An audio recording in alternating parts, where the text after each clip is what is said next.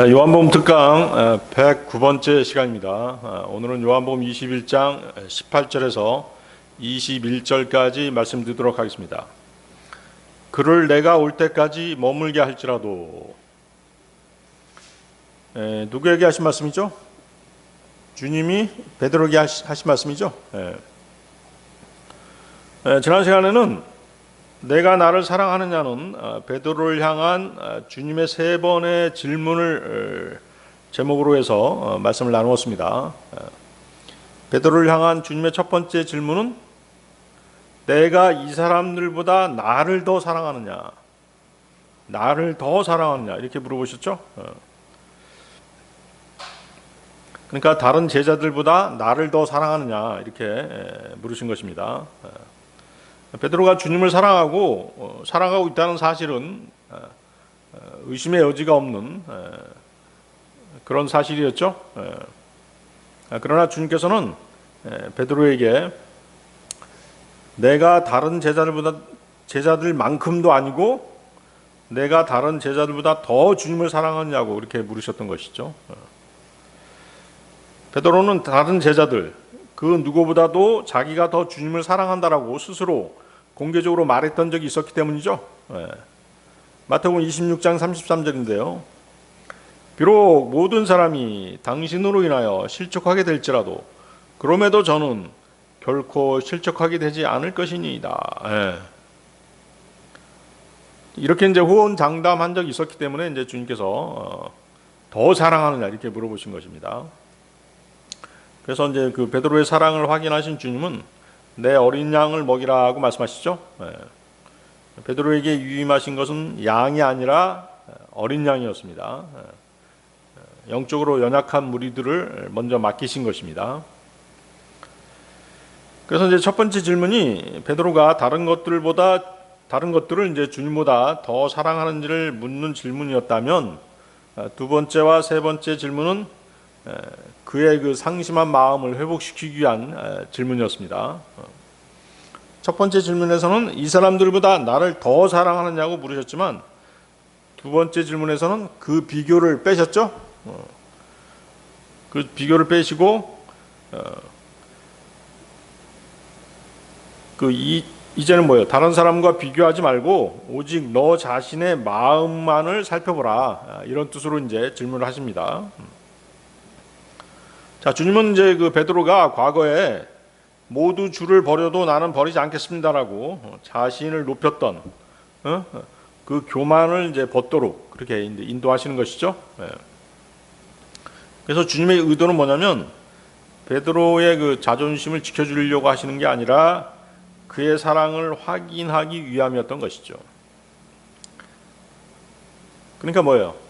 사역보다도 주님과의 관계가 먼저라는 것이죠. 사람들이 착각하는 게 있어요. 내가 일을 막 열심히 해서 주님의 일을 열심히 해서 뭔가를 캄프라치 하겠다. 그게 아니란 말이에요. 주님과의 관계를 먼저 회복하는 게 가장 우선이에요. 아시겠습니까? 그 다음에 뭐 일을 하든 이제 뭐를 하든 해야 되는 것이죠. 그러니까 이제 자기가 뭔가를 잘못했을 때도 마찬가지예요. 잘못했을 때 주님과의 관계를 먼저 회복하라고 하는 게 이제 주님의 뜻인 것이죠. 항상 신앙생활의 순서가 그렇게 돼 있어요. 주님과의 관계를 먼저 회복하는 거.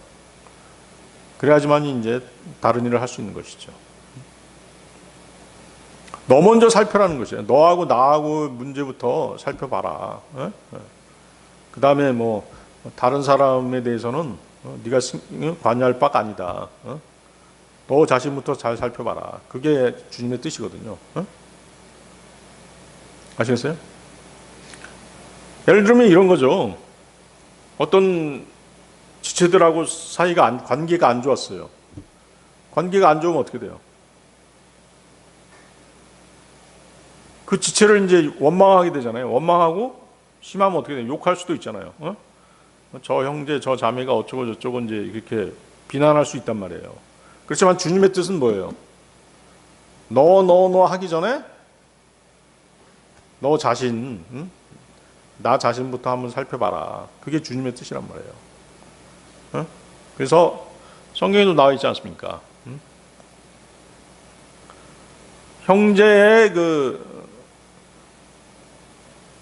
결점을 지적하기 전에 내 눈에 있는 들보부터 제거하라는 게 주님의 뜻이란 말이에요.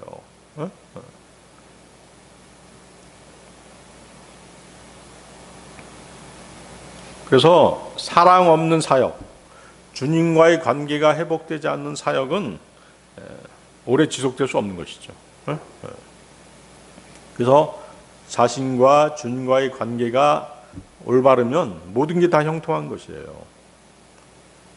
그래서 염두에 두고 이제 신앙생활을 해야 되는 것이죠. 자, 그래서 이제 주님께서는 그 베드로에게 다른 제자들보다 나를 더 사랑하느냐 이렇게 물으신 것이죠. 그러니까 베드로가 뭐라고 얘기했어요? 예, 주여, 당신께서는 제가 당신을 사랑하는 것을 아시나이다 라고 대답하죠.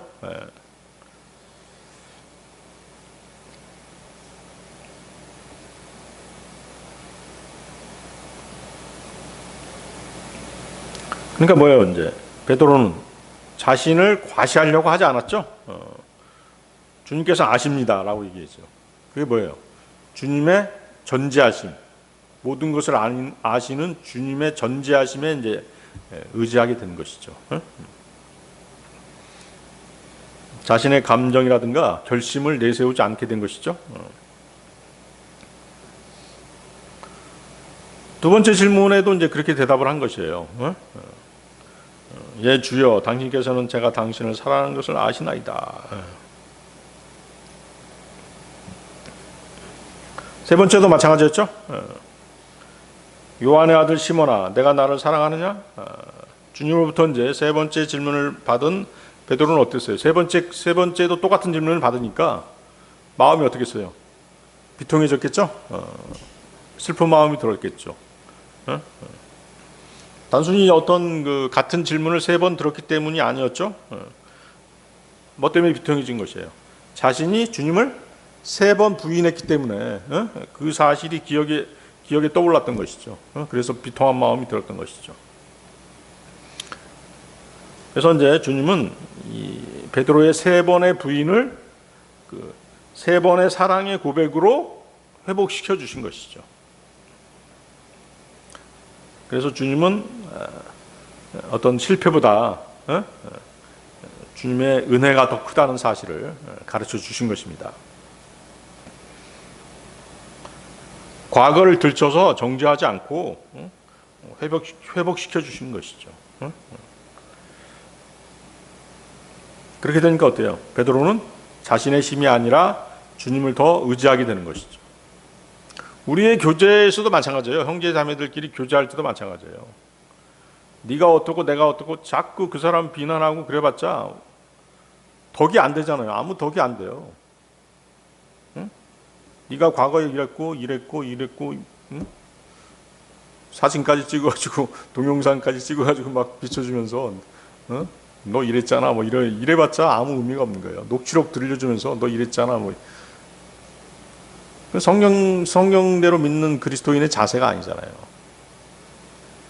그 형제하고 화해하고 그 형제를 회복시켜서 다시 교제할 수 있도록 그렇게 해야 되는 것이죠. 그런데 그게 이제 시간이 필요하죠. 시간이 필요한 거예요. 상대방도 자신의 잘못을 알아야 되기 때문에 시간이 필요한 것이죠.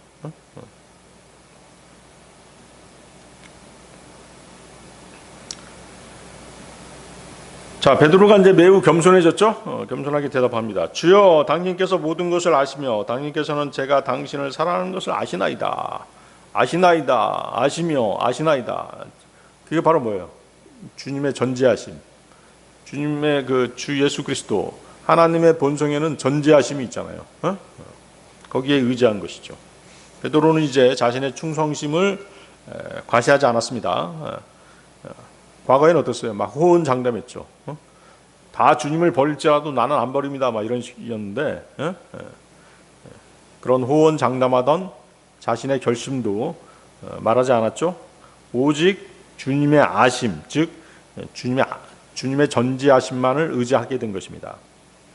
이것이 바로 뭐예요? 실패를 경험한 사람의 겸손함인 것이죠. 그러자 주님은 다시 내 양들을 먹이라 하고 말씀하시죠. 그래서 이제 베드로를 회복시키시고 새로운 사명을 이제 맡기시는 것입니다. 그래서 하나님께서는 우리의 능력보다 먼저 뭘 원하세요? 우리 자신을 먼저 원하시는 것이에요.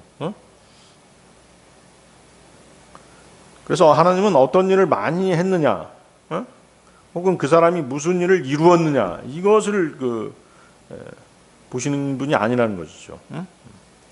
주님을 사랑하는 그 마음을 먼저 찾으시는 것입니다. 그래서 예수님의 질문은 얼마나 일을 잘할 수 있느냐가 아니라 나를 사랑하느냐에 초점을 맞추시는 것입니다. 주님은 이제 우리의 과거보다 현재를 보시는 것이죠. 사랑으로 회복된 사람에게 다시 사명을 맡기시는 것입니다. 주님은 우리의 능력보다 주님을 사랑하는 마음을 먼저 보신다는 거 여러분들이 항상 염두에 두셔야 됩니다. 그리고 실패한 사람도 회복시키셔서 다시 귀하게 사용하시는 분이시다 하는 것이죠. 실패한 다음에 어떻게 돼요? 실족한 다음에 낙심해가지고 떠나버리는 사람도 있잖아요. 다시 돌아볼 수 있어야 된다는 것이죠. 용수철 보세요. 용수철이 어때요? 당겼다가 놓으면 어때요? 제자리로 오잖아요. 그런 복원력이 있어야 되는 것이에요. 주님의 사랑을 믿을 때, 주님이 회복시켜 주시는 분이라는 사실을 믿을 때 그런 회복력이 생기는 것이죠. 근데 어때요? 그걸 믿지 못하면 떠나가 버리는 것이죠. 용수철을 너무 세게 당겨버리면 어때요? 안 돌아오잖아요. 제자리로 안 돌아오죠. 그래서는 안 된다는 것이죠. 그걸 이제 과학적인 용어로 탄성계수, 탄성계수라고 하는데, 탄성계수가 이제 임계점을 넘어가 버리면 회복이 안 되는 것이죠. 그래서 사랑으로 회복된 사람은 다른 지체들을 또 사랑으로 섬길 수 있는 것이죠. 주님께서 원하시는 것은 바로 그것이죠. 자, 요한복음 21장 18절로 가겠습니다. 진실로 진실로 내가 너희에게 말하노니 내가 젊었을 때 너는 스스로 띠를 두르고 내가 원하는 곳으로 걸어 다녔느니라. 그러나 내가 늙으면 너는 너의 두 손을 앞으로 뻗을 것이요 또 다른 이가 너에게 띠를 두를 것이며 내가 원하지 않는 곳으로 너를 옮겨가리라. 베드로는 이제 용서받고 회복되었죠. 또 어때요? 사명을 위임받았습니다. 뿐만 아니라 이제 이 구절을 보세요. 21장 8절. 뭘 말씀하시는 것이에요? 과거에 베드로가 자신의 혈기대로 열정적으로 맹세했던 적이 있었잖아요. 무엇을 맹세했죠? 누가복음 22장 33절인데요. 주여, 저는 감옥에도 그리고 죽음에까지도 당신과 함께 갈 준비가 되었나이다. 죽음도 불사하겠습니다. 이런 맹세를 한 적이 있단 말이에요.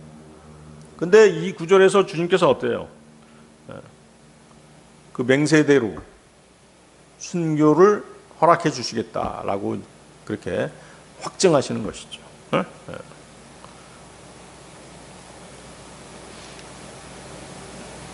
주님은 이제 요한복음 21장 18절을 통해서 모든 것 가운데 가장 숭고한 그 순교의 영예가 그에게 주어질 것임을 알게 하신 것이에요.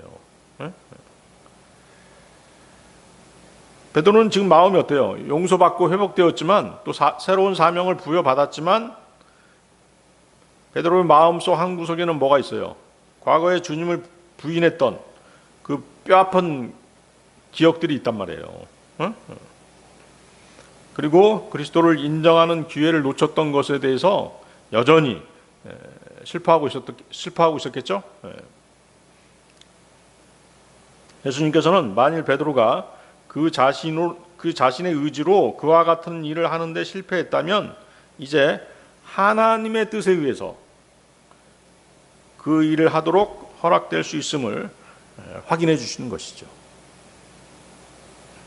다시 말하면 그가 일찍이 자신의 힘으로 죽음까지도 각오하고 있다라고 이렇게 공개적으로 말했던 대로 주님을 위해서 죽을 기회가 그에게 주어지는 것이죠. 바로 이제 요한복음 21장 18절 말씀이 바로 그것이에요. 그래서 주님은 이 구절을 통해서 베드로에게 주님에 대한 그의 사랑이 대단히 심하게 시험받게 되리라는 것, 그리고 그의 양떼를 보살피는 일은 궁극적으로 순교의 죽음까지 감당해야 하는 일이라는 것을 경고해 주시는 것이죠. 그래서 요한은 바로 뭐예요? 다음 구절, 요한복음 21장 19절 보세요. 요한복음 21장 19절에서 18절의 의미를 다시 설명해 주고 있죠. 21장 19절, 그분께서 이것을 언급하신 것은 그가 어떤 죽음으로 하나님을 영화롭게 할지 알려주신 것이라. 따라서 요한복음 21장 18절의 핵심 내용은 앞으로 베드로가 끝까지 주님을 따라 순종할 것을 예고하신 말씀입니다. 베드로는 훗날에도 이 말씀을 잊지 않았던 것이죠. 베드로는 자신의 삶으로 이 말씀을 증명했던 것입니다. 한때 베드로는 자기 뜻에 따라 행동하면서 예수님을 3번 부인했습니다. 하지만 성령님께서 그를 변화시킨 후에는 더 이상 육신을 신뢰하지 않게 되었던 것이죠. 사람이 아닌 하나님께 순종하면서 끝까지 복음을 전했던 것입니다. 그리고 마침내 주님이 예언하신 대로 순교함으로써 하나님께 모든 영광을 돌리게 되었던 것입니다. 베드로는 순교했죠. 바빌론에 가서 그 복음을 전하다가 순교한 걸로 그렇게 기록되어 있습니다. 거기 보십시오. 계속 보세요. 21장 18절. 늙으면 너는 너의 두 손을 앞으로 뻗을 것이요 또 다른 이가 너에게 띠를 두를 것이며 내가 원하지 않는 곳으로 너를 옮겨가리라. 예수 그리스도께서 베드로에게 예고해 주신 죽음은 뭐 병이 걸려서 죽는다든가 또 자연사가 아니죠. 살해되는 죽음, 즉 순교였던 것입니다. 베드로가 늙으면 자신의 의지와 상관없이 어떤 자들이 그를 잡아다가 결박하고 죽이게 될 것을 주님께서 이렇게 묘사하신 것이죠. 그래서 베드로는 그의 서신서를 기록하면서 자신의 죽음에 대한 주님의 예고를 똑똑히 기억하면서 베드로후서 1장 13절에서 15절에서 이렇게 말하고 있습니다. 베드로후서 1장 13, 15절. 진정 내가 이 장막 안에 있는 한 너희로 하여금 기억하게 함으로써 너희를 각성하게 하는 것이 온당하다고 생각하노라. 우리 주 예수 그리스도께서 나에게 보여주신 그대로 내가 머지않아 나의 이 장막을 벗어야만 하는 것을 알고 있노라. 더욱이 나는 내가 떠나간 후에도 너희가 이런 것들을 항상 기억할 수 있도록 노력하리라. 장막을 벗어야 된다. 육체죠. 육신을 벗어나야 된다. 그 얘기한 것이죠. 베드로는 주님께서 하신 말씀을 기억하고 간직하고 있었던 것입니다. 자신이 처한 상황으로 미루어 죽음이 닥쳐오고 있음을 스스로 예상하고 있었던 것이죠. 자, 요한복음 21장 19절로 가겠습니다. 요한복음 21장 19절. 그분께서 이것을 언급하신 것은 그가 어떤 죽음으로 하나님을 영화롭게 할지 알려주신 것이라. 이어서 그분께서 이것을 언급하신 후에 친히 그에게 말씀하시기를 나를 따르라 하시니라. 자, 로마 카톨릭은 이제 이런 그 베드로가 어떤 죽음을 당했는가에 대해서 얘기하면서 여러 가지 근거 없는 말로 자신들에게 유리하도록 그렇게 조작을 했습니다. 그들이 쓴 엉터리로 조작된 책들 가운데서 베드로가 로마에서 십자가에 거꾸로 매달려 죽었다는 근거 없는 얘기도 있죠. 여러분들 그런 얘기 들어봤죠? 나도 들어봤는데 베드로가 순교했는데 십자가에 거꾸로 매달려 죽었다. 뭐 이런 얘기가 있었어요. 근데 그건 이제 로마 카톨릭에서 조작한 것이죠. 베드로는 그 자신의 사역 말기에 바빌론에 있었어요. 바빌론, 지금의 어디예요? 이란, 그 지역이죠. 그 지역에서 이제 복음을 전하고 있었죠.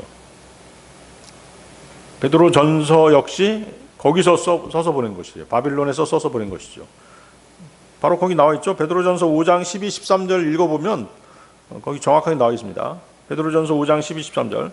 신실한 형제인 실바누스 편에 나는 너희에게 내가 생각하는 대로 간략하게 기록하여 권면하였으며 이것이 너희가 서 있는 하나님의 참된 은혜임을 증언하노라. 너희와 함께 택함 받은 바빌론에 있는 교회가, 그렇죠? 바빌론에 있는 교회가 너희에게 문안하노라. 그리고 나의 아들 마르쿠스도 그리하느니라. 바빌론 교회라고 이렇게 분명히 나와 있죠. 그리고 이제 또 다른 증거는 뭐냐면 이제 로마서 16장 보면 바울은 로마에 갔잖아요. 그렇죠? 로마에 가서 그 복음도 전했고 감옥에 갇혔죠. 로마에 간 후에 거기서 일하고 있던 동역자들에 대해서 하나하나 소식을 전해주는 그런 내용들이 서신서에 나옵니다. 그러면서도 그 서신서는 뭐예요? 베드로에 대한 언급이 없어요. 로마서를 보면. 그러니까 이런 사실로 미뤄봐서 베드로가 로마에 있지 않았다는 것이 아주 명백하게 분명하게 드러나고 있는 것입니다.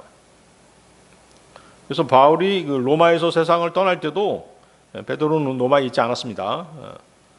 그래서 베드로가 로마에 있었다든지 그가 로마에서 그 십자가에 거꾸로 매달려서 죽었다든지 그런 얘기들은 로마 카톨릭이 꾸며낸 소설일 뿐인 것이죠.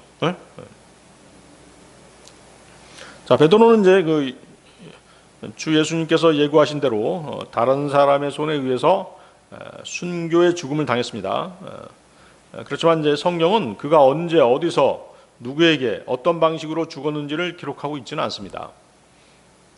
야사를 통해서 이제 바빌론에서 선교 활동을 했기 때문에 거기서 죽임을 당했을 것이다. 그렇게 우리는 알고 있는 것이죠. 그래서 이제 성경의 초점이 순교의 어떤 구체적인 정황이 아니라 주님의 예언이 정확하게 성취되었다는 그 사실에 있기 때문에 그런 내용들을 기록하지 않은 것이죠. 성경은 베드로의 죽음 자체보다 그 죽음을 통해서 하나님께 영광을 돌리게 될 것이라는 주님의 말씀의 성취를 강조하는 것이죠. 그래서 베드로의 죽음에 대해서 자세하게 나와 있지 않은 것입니다. 거기 보십시오. 21장 19절 뒷부분 보세요. 요한복음 21장 19절 뒷부분. 그분께서 이것을 언급하신 것은 그가 어떤 죽음으로 하나님을 영화롭게 할지 알려주신 것이라. 바로 이 부분이죠. 하나님께 영광을 돌리는 데 초점을 맞추는 것이 성경이죠.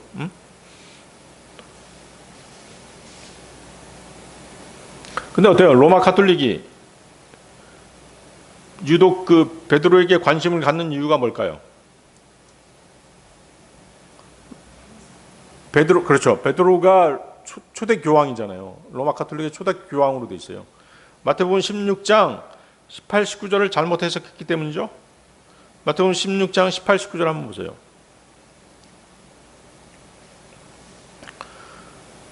또 내가 너에게 말하노니 너는 베드로라. 그리고 내가 이 반석 위에 나의 교회를 세우겠으니 지옥의 대문들이 그것을 대적하여 승리하지 못하리라.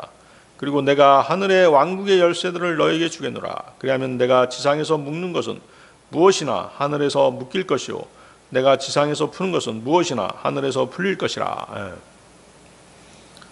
자, 예수 그리스도께서 교회의 반석이 되시죠? 근데 어때요? 로마 카톨릭은 누구를 반석이라고 그렇게 주장하는 것이에요? 베드로를 반석이라고 주장하는 것이죠. 그래서 여기 반석을 베드로라고 해석한 것이에요. 그리고 주님이 십자가 이후에 세우실 교회가 로마 카톨릭이다. 이렇게 주장하는 것이죠. 그러면서 베드로를 로마 카톨릭의 초대 교황의 자리에다 앉혀놓은 것이죠. 아시겠어요? 그래서 베드로에 대한 각별한 관심을 로마 카톨릭이 갖고 있는 것입니다.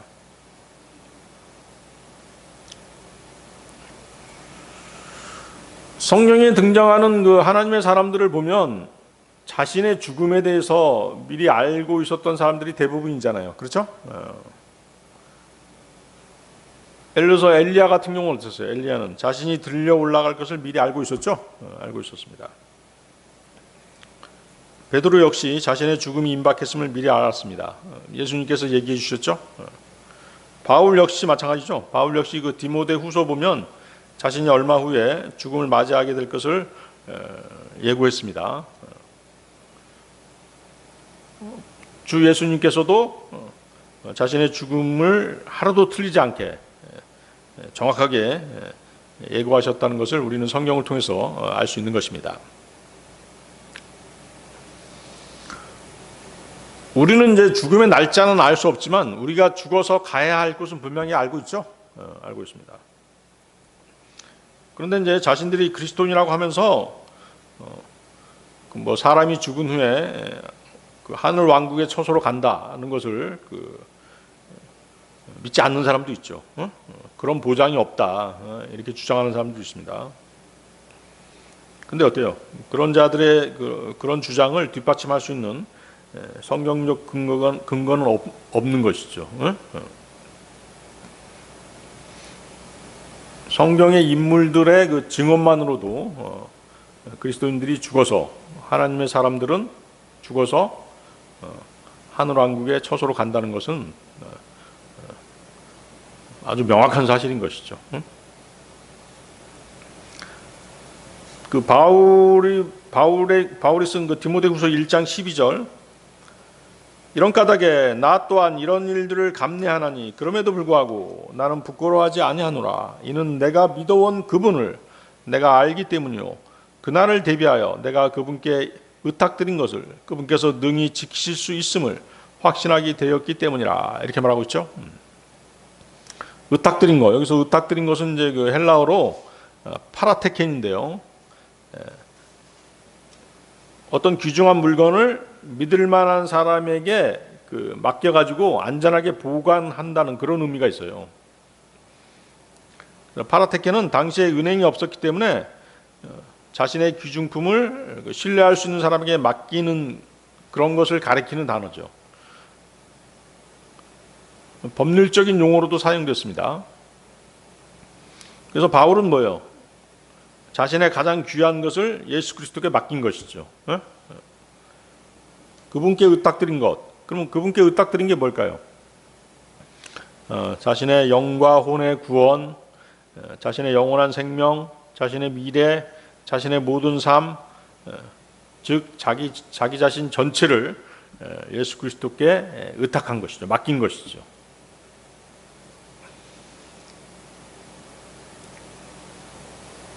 사도 요한 역시 요한일서 5장 13절에서 이렇게 말합니다. 내가 이런 것들을 하나님의 아들의 이름을 믿는 너희에게 기록하였으니 너희로 하여금 너희에게 영생이 있음을 알게 하려는 것이요 너희가 하나님의 아들의 이름을 믿게 하려는 것이라. 베드로 또한 그 베드로전서 1장 3절에서 5절에서 이렇게 말합니다. 하나님 곧 우리 주 예수 그리스도의 아버지께서 찬양받으시기를 바라노라. 그분께서는 죽은 자들로부터 예수 그리스도를 부활하게 하심으로써 그분의 넘치는 자비를 따라 우리를 다시 낳으셔 생명력 넘치는 소망에 이르게 하셨으며 썩을 수 없고 더럽혀지지 않으며 쇠하지 않고 너희를 위하여 하늘에 마련된 유산에 이르게 하셨나니 너희는 마지막 시대에 나타내 보이도록 준비된 구원에 이르는 믿음을 통하여 하나님의 권능으로 보호받고 있느니라. 그래서 성경에 나오는 하나님의 사람들은 모두 자신들이 죽으면 어디로 가는지에 대해서 확실하게 알고 있었던 것입니다. 욥도 그렇고 다윗도 성경에 신실한 하나님의 사람들은 자신이 죽으면 어디로 가는지 분명하게 알고 있었던 것입니다. 우리도 정확하게 알고 있죠? 앞으로 되어질 일들도 알고 있잖아요. 그렇죠? 앞으로 되어질 일, 우리 그 전천년주의를 우리가 믿고 있잖아요. 그렇죠? 앞으로 어떤 일이 생기죠? 환란전 휴고가 있죠. 그렇죠? 환란전 휴고가 있습니다. 그렇죠? 그 다음에 7년 대환란. 그 다음에 뭐예요? 주님과 함께 재림하죠? 주님과 함께 재림해서 천년왕국을 함께 다스리죠. 그렇죠? 그 다음에 어떻게 돼요? 백보자 심판, 새하늘과 새 땅, 이렇게 되는 거잖아요. 그렇죠? 우리의 생애 로드맵을 우리는 정확하게 알고 있잖아요. 성경을 통해서 하나님께서 가르쳐 주셨기 때문에 정확하게 알고 있는 것이죠.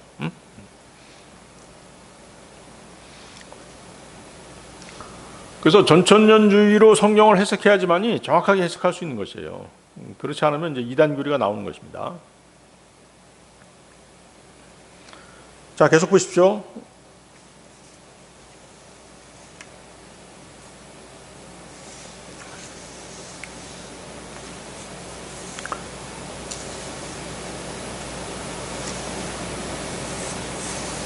자, 19절 계속 보십시오. 그가 어떤 죽음으로 하나님을 영화롭게 할지 알려주신 것이라. 하나님께 영광을 돌리는 죽음이 무엇이겠습니까? 바로 베드로와 같은 삶이죠. 끝까지 믿음을 버리지 않은 채 고난을 당하면서 순교하는 죽음, 그것을 말씀하신 것이죠. 사도들이건 성도들이건 주 예수 그리스도의 이름을 위해서 고난을 받고 또 죽임을 당하는 것은 하나님께 영광 받으시는 일인 것입니다. 하나님을 영화롭게 해드리는 것이죠. 이런 고난과 죽임을 당한 성도들에게 반드시 뭐가 있는 것이에요? 큰 상이 있는 것이죠. 또 약속이 있다고 말씀하시죠. 계시록 2장 10절인데요. 너는 죽기까지 신실하라. 그래야면 내가 너에게 생명의 왕관을 주겠노라. 로마서 8장 17, 18절. 만일 그리하여 우리가 그분과 함께 고통받는다면 우리는 함께 영광도 받게 되리라. 이는 현 시대의 순환들이 우리 안에 나타날 영광과 비교될 만한 가치가 없다고 내가 간주하기 때문이라. 그래서 그리스도인이 하나님께 영광을 돌리면서 죽임을 당했다면 하나님께서 그를 위해서 하늘에 썩지 않고 더럽혀지지 않고 쇠하지 않는 유업을 간직해 두셨으리라는 것을 그분의 본성에 비추어서 의심의 여지가 없겠죠? 의심의 여지가 없는 것입니다. 베드로 자신도 이 사실을 확신하고 있었던 것입니다. 자, 그렇게 말씀하신다면 이제 뭐라고 말씀하세요? 19절 계속 보십시오. 나를 따르라 이렇게 말씀하시죠? 나를 따르라. 자, 이것은 뭐예요? 예수 그리스도께서 제자들을 이제 사도로 삼으신 것이죠. 사도로 삼으신 것입니다. 그분께서 길러내신 제자들이 드디어 이제 사도들이 된 것입니다. 베드로를 포함해서 그들이 사도가 되었다는 것은 이제부터는 자신들의 안락한 삶을 포기해야 된다는 그런 뜻인 것이죠. 나를 따르라는 말씀이 그것을 의미하는 것입니다. 그래서 주 예수 그리스도를 따르는 길은 영적인 평강의 길이에요. 하지만 육신적 평강의 길은 아니라는 것이죠. 그 길은 육신의 고난이 따르는 길인 것이죠. 예수 그리스도께서는 그분을 따르고자 자원했던 서기관에게 이렇게 말씀하시죠. 마태복음 8장 20절인데요. 여우들도 굴들이 있으며 공중의 새들도 보금자리들이 있으나 인자는 그의 머리를 누일 곳이 없도다. 그렇죠? 머리를 기대고 머리를 대고 누울 자리조차 없다. 육신의 고난이죠.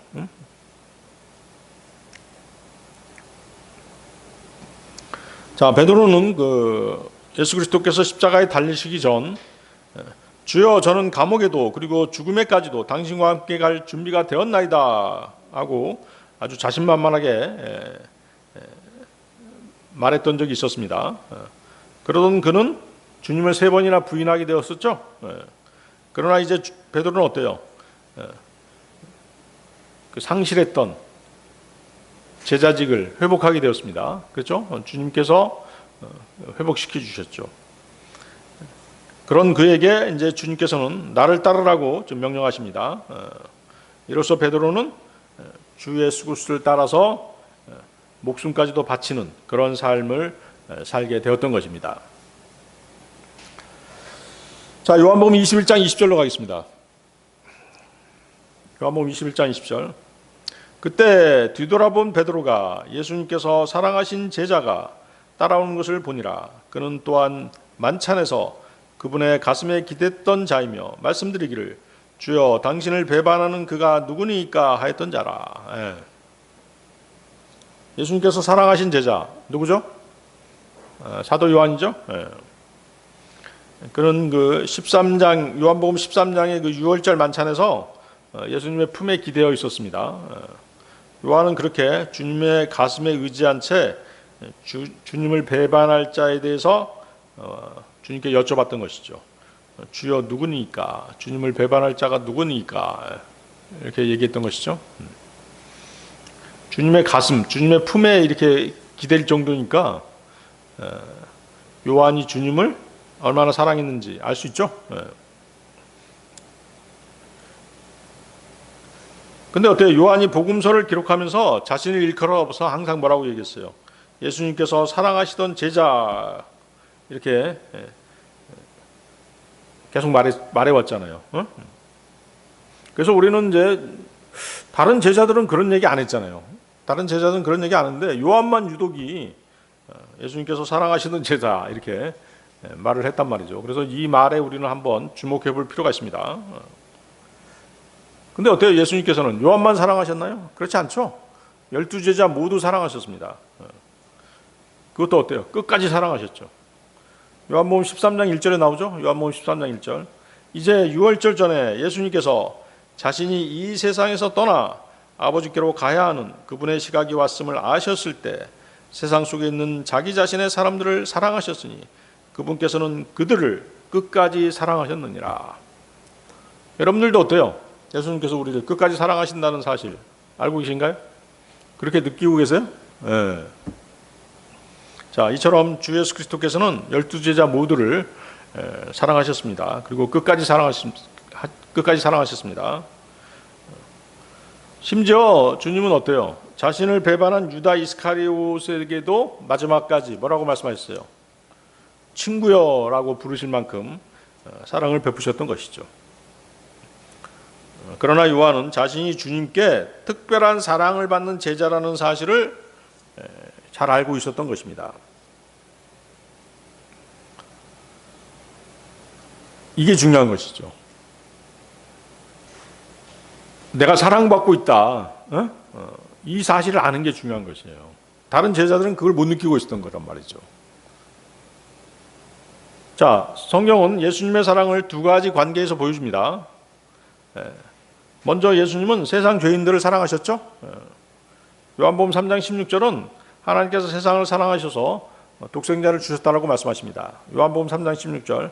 이는 하나님께서 세상을 이처럼 사랑하셨기 때문에 그분께서 자신의 독생자를 주셨으니 누구든지 그를 믿는 자는 멸망하지 않고 다만 영원한 생명을 얻게 하려 하심이라.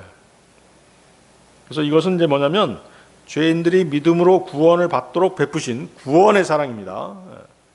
그래서 예수님은 12제자 모두를 사랑하셨고 심지어 배반할 유다에게까지 오래 참으시면서 사랑을 나타내신 것입니다.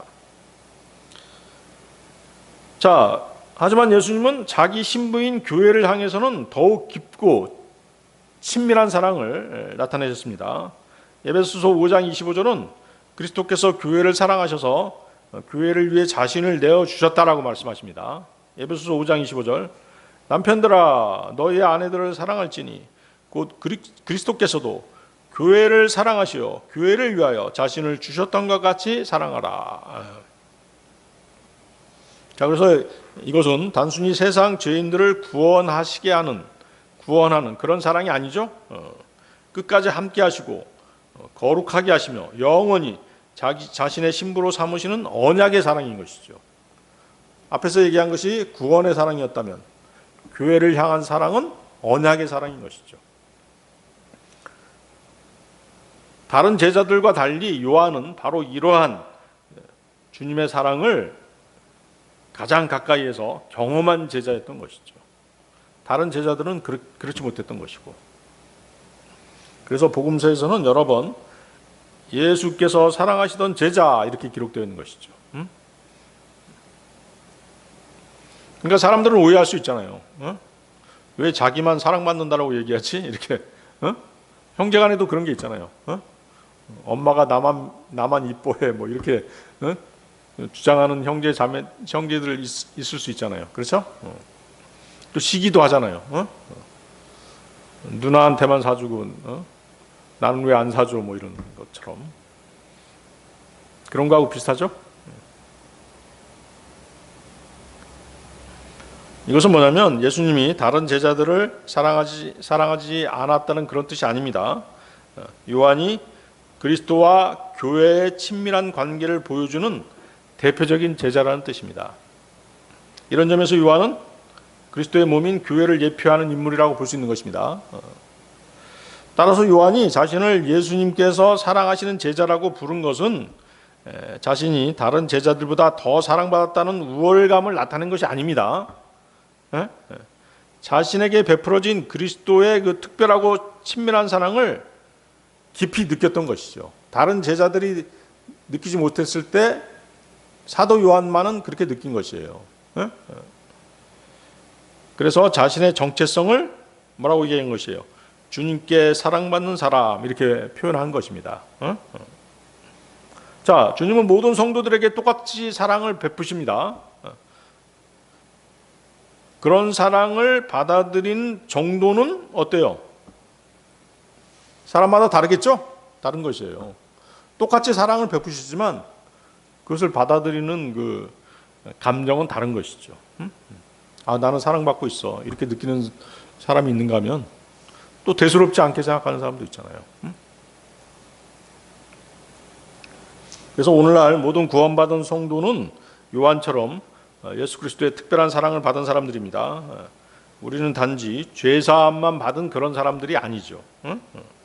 그리스도의 신부요 그분의 몸된 교회의 지체로서 그분과 가장 가까운 교제를 누리도록 부름받은 사람들입니다. 그렇기 때문에 요한의 모습은 모든 성도가 누려야 할 그리스도와의 친밀한 관계를 보여주는 아름다운 모범이라고 우리는 볼 수 있는 것입니다. 그래서 요한은 내가 주님을 얼마나 사랑하는가 그것보다도 주님께서 나를 얼마나 사랑하셨는가를 알았던, 그렇죠? 누구보다도 먼저 알았던 그런 제자였던 것이죠. 그래서 이제 우리가 신앙생활 하다 보면 어때요? 구원받은 이후에 주님께서 나를 얼마만큼 사랑하시는지 그 사랑을 점점 알아가게 되는 것이죠. 12제자 가운데서는 요한이 가장 먼저 주님의 사랑을 몸소 체험했던 것입니다. 그래서 자신을 나타내기 위해서 자신이 다른 제자들보다 우월하다는 것을 나타내기 위해서 주님께서 사랑받는 사람 이렇게 얘기한 것이 아니라는 것이죠. 아시겠죠? 자, 요한복음 21장 21절로 가겠습니다. 요한복음 21장 21절. 베드로가 그를 보면서 예수님께 말씀드리기를 주여 그리하면 이 사람은 무엇을 하리이까 하니라. 자, 이 사람은 누구예요? 사도 요한이죠. 자, 잘 들어보세요. 베드로는 지금 방금 주님으로부터 자기가 장차 어떤 죽음을 죽게 될 것인가에 대해서 말씀을 들었죠. 너는 순교하게 될 것이라는 말씀을 들었어요. 그리고 나를 따르라는 명령도 받았습니다. 그때 베드로는 어떤 생각을 한 것이에요? 그렇다면 사랑받는 제자인 요한은 어떻게 되는 것입니까? 여기에 대해서 의문이 생긴 것이에요. 베드로는 다른 사람은 몰라도 예수께서 사랑하시던 제자 요한의 신상에 대해서 갑자기 궁금해진 것이죠. 그래서 이 사람은 무엇을 하리까 하고 주님께 여쭌 것입니다. 베드로에게는 여전히 뭐가 있는 것이에요? 남하고 자신을 비교하고 싶은 육신적인 욕망이 아직 남아 있는 것이죠. 자, 주님께서는 3번이나 베드로에게 내가 나를 사랑하느냐라고 물으시면서 그를 회복시켜 주셨습니다. 그리고 이어서 너는 나를 따르라고 하시면서 그에게 다시 사명을 맡기셨습니다. 그런데 베드로는 곧바로 뒤따라오는 요한을 보고 주여 이 사람은 어떻게 되겠나이까라고 물은 것이죠. 이것은 요한의 앞날이 궁금하기도 했지만 자신은 순교를 예고받았는데 요한은 어떤 길을 가게 될지 비교하려는 그런 마음이 남아 있었던 것이에요. 이해하시겠죠? 그러니까 뭐냐면 사람들은 어때요? 자신의 앞날에 대한 얘기를 들으면 자연스럽게 어때요? 다른 사람과 비교하고 싶은 그런 마음이 들게 마련이겠죠. 그렇죠? 너는 앞으로 이제 훌륭한 선생님이 될 거야. 그러면 나는 어떻게 되는 거지? 뭐 이런 거잖아요. 그렇죠? 나는 선생님 된다는 얘기를 들었는데 저 사람은 어떻게 되는 겁니까? 뭐 그런 식인 것이죠. 근데 어때요? 그 22절을 먼저 보세요. 22절 보면 예수님께서 뭐라고 말씀하세요? 설령 내가 그를 내가 올 때까지 머물게 할지라도 그것이 너와 무슨 상관이냐? 너는 나를 따르라. 이렇게 말씀하시죠. 그러니까 뭐예요? 주님은 제자마다 주어진 길이 다르다고 말씀하시는 것이죠. 중요한 건 다른 사람의 사명이 아니라 자신이 끝까지 주님을 따르는 것임을 가르쳐 주신 것입니다. 그래서 그렇게 말씀하심으로써 베드로의 시선을 누구에게? 요한에게서 다시 그리스도께로 돌려주신 것입니다. 자, 그래서 이 장면은 오늘날 그리스도인들에게 아주 매우 중요한 교훈을 주고 있습니다. 하나님께서는 사람마다 다른 사명과 다른 길을 허락하신다는 것이죠. 그렇기 때문에 다른 사람의 은사나 뭐 그 사람이 뭐 형통하게 되었다든가 다른 사람의 사역을 보고 비교하거나 시기할 필요가 없는 것이죠. 그 사람이 가야 될 길이 따로 있고 내가 가야 될 길이 따로 있는 것이에요. 주님께서 그 길을 지정해 주면 그 길로 가는 것입니다. 아시겠죠? 그래서 너는 나를 따르라는 주님의 말씀처럼 자기에게 맡겨진 길을 끝까지 충성스럽게 걸어가는 것이 참된 제자의 모습인 것이죠. 저 사람은 저렇게 됐는데 나는 왜 이렇게 된 거야? 뭐 이렇게 그럴 필요가 없는 것이죠. 여러분들 그 갈라디아서 6장 4절에서 5절 말씀 한번 보세요. 이 상황에 대한 정확한 말씀이죠. 갈라디아서 6장 4절 5절 말씀.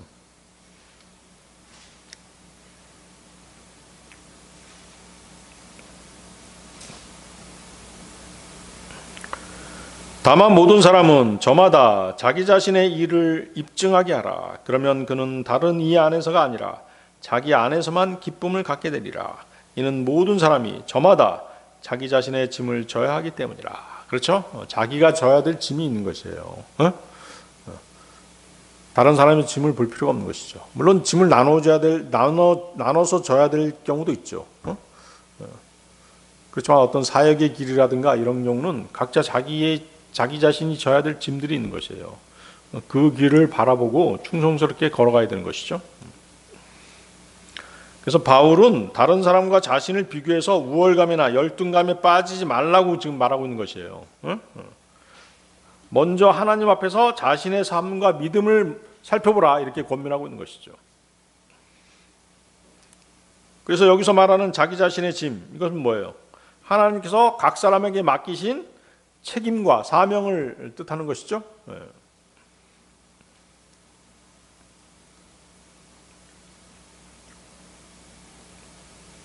그리고 마지막에는 뭐예요? 각 사람이 하나님 앞에서 자기 삶에 대해서 직접 책임을 져야 된다. 그런 의미인 것입니다. 그렇기 때문에 베드로의 질문과 갈라디아서 6장 4절에서 5절의 가르침은 같은 진리의 말씀을 전달하고 있습니다. 그래서 우리의 신앙, 그리스도인들의 신앙은 다른 사람의 길을 자신과 비교하는 것이 아니라는 것이죠. 하나님께서 내게 맡기신 사명과 책임을 충실히 감당하는 것입니다. 그것은 뭐예요? 끝까지 예수 그리스도를 따르는 삶이 되는 것이죠. 아시겠습니까? 네. 네, 좋습니다. 오늘 여기까지 하겠습니다. 그리고 다음 시간이 이제 요한복음 마지막 시간이 되겠습니다. 요한복음 끝난 다음에 이제 요한 1서를 하겠습니다. 요한이 쓴 요한복음, 또한 요한 1, 2, 3서, 요한계시록에서 요한이 쓴 저서들에 대해서 먼저 강해를 하도록 하겠습니다. 네, 마치겠습니다.